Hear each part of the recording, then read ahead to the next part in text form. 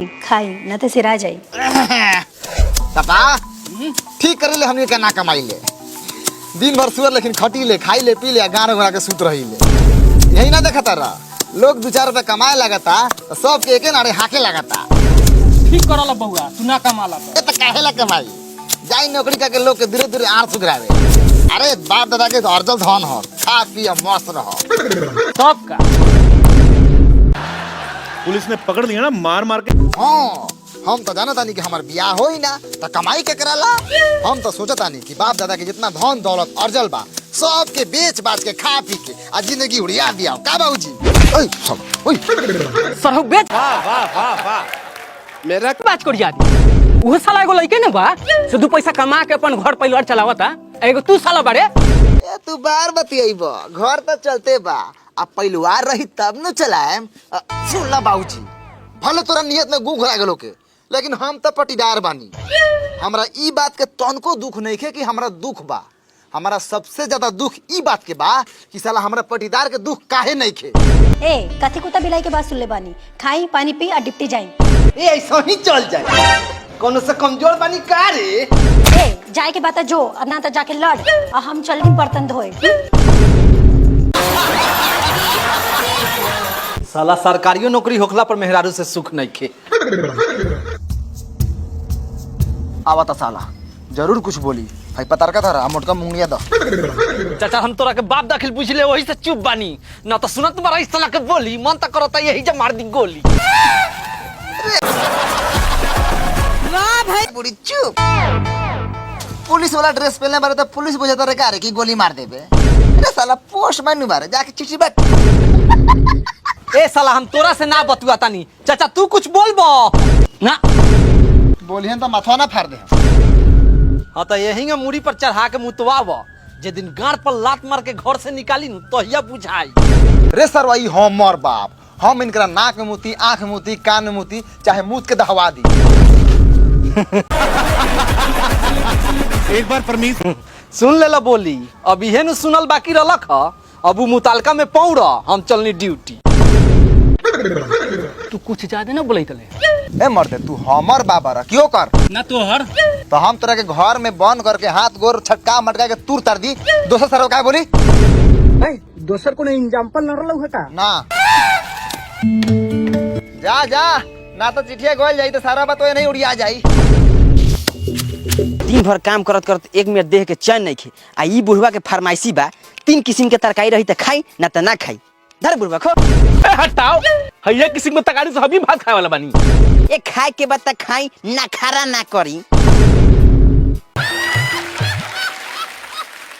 और सुन मेरे हम नखरा करतनी तोरी बहन के दिन भर कमाई या गान माराई हम आ तोरा 2-3 किस्म के तकारी बनावे बाप दादा याद आता रे। ए सुन ना बुढ़ाट बाप दादा पर मत जो। ए काहे ना जाई रे। हां त इहेनु बाप दादा पर गेलाल कहा कि मीना बाजार में धोती खोल के लंगटे मरले रहसन। ए उ दिन दोसर रहे अब कह दिया कहीं धोतिया में पकाल का बरौ खा लियन स।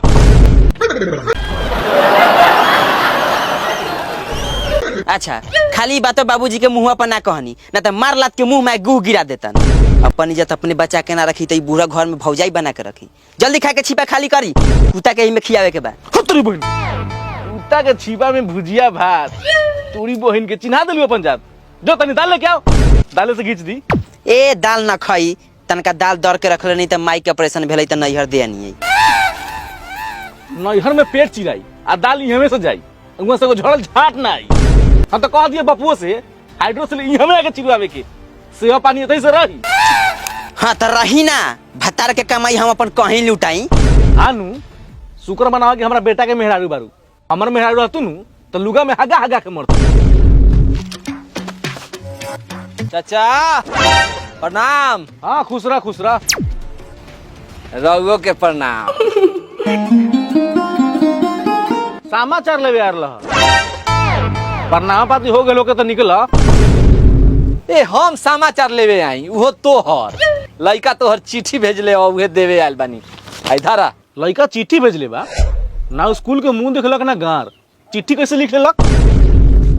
उ स्कूल के मुंह ना देखलथिन त का रउआ कौन निमन बानी रउआ त लिखला और घिच पत्थर बानी। ए जी सुनते हैं रउआ पढ़ के सुना दीजिए ना।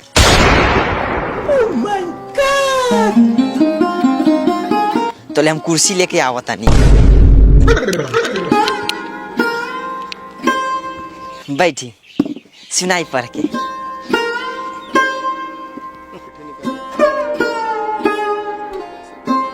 मेहरारू प्रणाम। बहुत खुशी के साथ चिट्ठी लिख रहल बानी। यहाँ के सब समाचार ठीक बा आ भगवान से प्रार्थना बा कि उहों के समाचार ठीक होई। बाबूजी के हमरा तरफ से हाय कही ह। जा हो तोरी बहन के बेटा, हमरा के हाय मेहारू के प्रणाम। बिया होते बाप के लाड़ चटवा देला। आगे रहुआ पढ़ी। जब से यहाँ आयल बानी एको पल तोहरा बिना दिल ना लागता।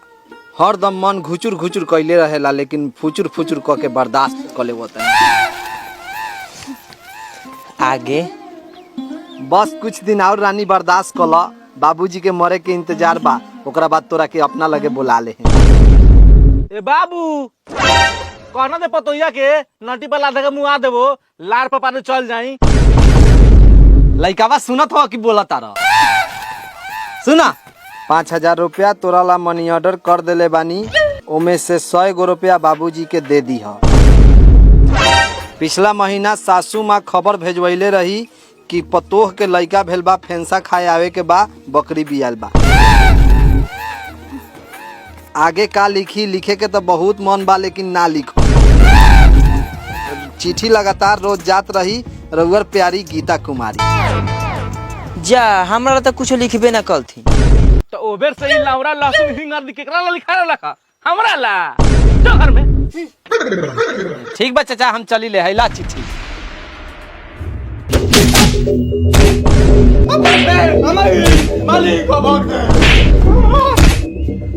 मार साला के पपली फाड़ मार।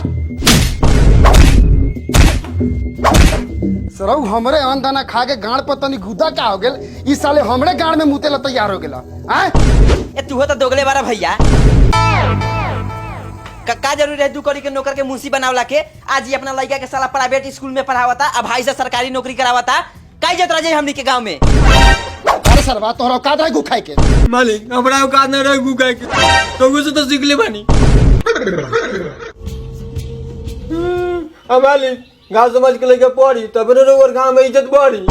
ए इनकर इज्जत हमरा लार पर पा दो।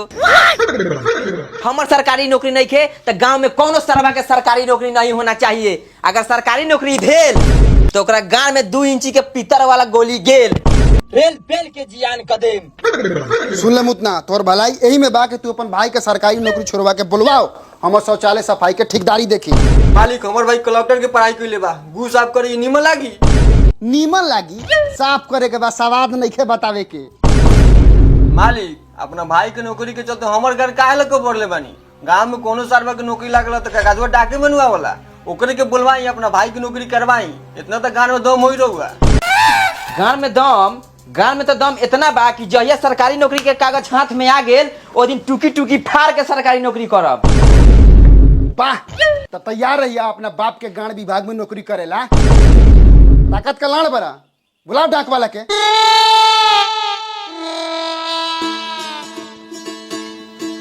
मालिक प्रणाम। कही ना मालिक, कैसे याद करनी है? ए तोरा के याद तो हमर हगल ना करी। भाई के सरकारी नौकरी करे के जिद तोरा के यहाँ बुलाए पर मजबूर कैलक ह। अच्छा तो कही ना हम का सेवा कर सकीले? गांव में जितना भी सरकारी नौकरी होखेला ओकर कागज तोरे लंग आवेला। हाँ मालिक। ओमे से एगो हमरा भाई के नौकरी दे। मालिक ई कोनो गाड़ उठा के खेत में हगे के नइखे नु कि लुंगी उठानी या लद लद हग देनी। कहीं भाई के तैयारी करेला, फॉर्म भरेला, तब न सोकर सरकारी नौकरी होई। जवन साले कह दियन फॉर्म तॉर्म भरेला उनकरा मुंहे में हम मुत दे हम।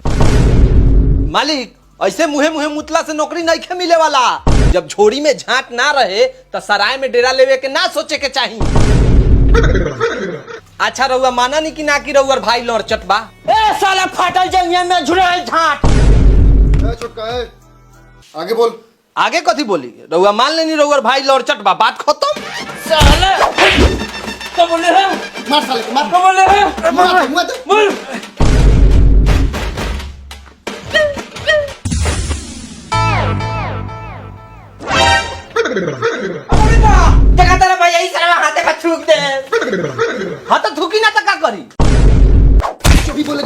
के बोल। हाँ तो कहीं मार के मुआ देवेला और बाद में मर जाम तो नौकरिया ला तो पाते चल जाई। मालिक काला उठा तू गांव में ले ले बानी सोई में सरवा मोर दी तो नौकरिया कौन दी? ए बहुत भेल चुदुर बुदुर, हम कौनो हाल में अपन भाई के गांड सरकारी नौकरी के कुर्सी पर देखल चाहता नहीं। बोल का कहता रे? ठीक बा, हमरा के कुछ दिन के टाइम दी, जैसे ही नौकरी आवता हम आके रहुआ के थमा दे। कथी रे? नौकरी के कागज। बाकी भैया हमरा के पे विश्वास नहीं छे। ए नइखे तो ना कर। मालिक सुतला पर रहुआ मुंह में कुत्ता मुतले रहे तो ई बात के विश्वास हम ही रहुआ के दिलैले रही। अब ऐसे बड़का विश्वास के बाद का होई? हमरा एकरा पर पूरा विश्वास बाटे, बाकी जाना था कि गद्दारी करे के सजा हम कैसे दिले। ठीक बा मालिक, चली ले, प्रणाम। ए जो जो सकल पदार्थ यही जग माही, नौकरी लाड़ ना टोपिए चाही। ई सरवा केकरा के कहलक हो? तो ठीक बा। ओ भाई छोटा हो भाई, वो गलती ना कर भाई, अब किसी ना दे मोबाइल, तो अरे बाप रे बाप, ओहो साले एकरा बाद हमरा घर के आसपास दिखाई दे देला नु कसम खुले आसमान के काट देम सरहु। साला भाग धोगला चोद। चलो भैया, ठीक बढ़ हो गेल बा।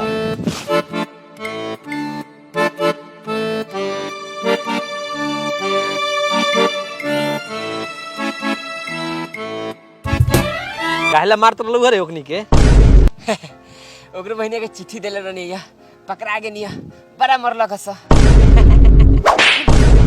सरौ लात खा के आयल बारन कैले बारन जैसे बाप के लॉटरी लाग गेल हो।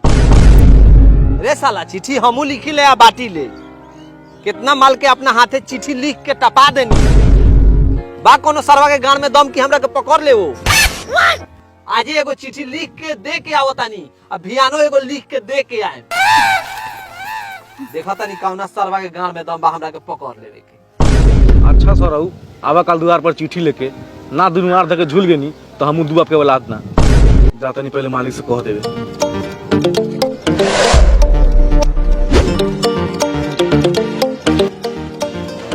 लियो मालिक पानी पियो।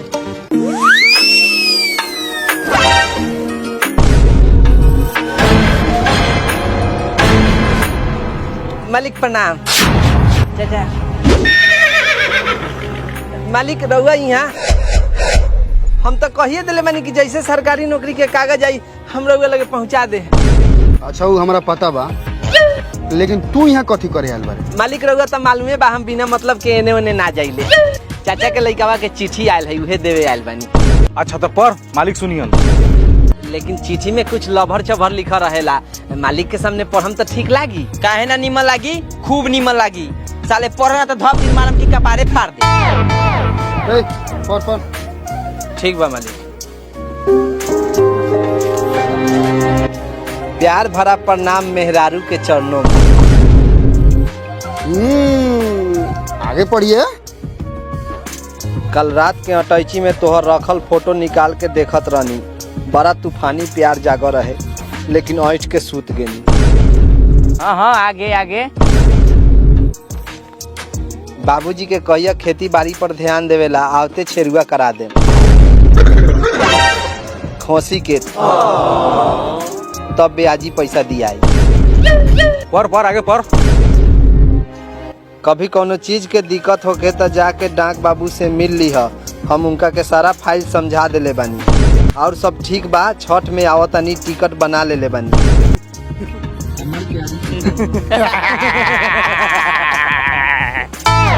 अच्छा बउगो, तनी लास्ट वाला लाइन में एक बार और पढ़ दे। अच्छा लास्ट वाला और सब ठीक बा, टिकट बना लेले बानी, छठ में आवतानी।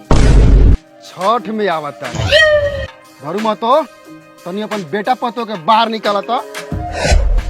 निकाल दूनी बेकार।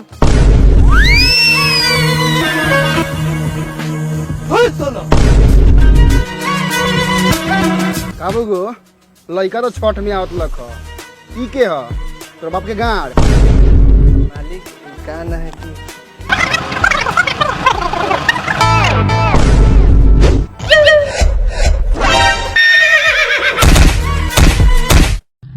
रे दादा, मालिक पर के नहीं, हमार के नहीं घर फाट गल मालिक, आए बाप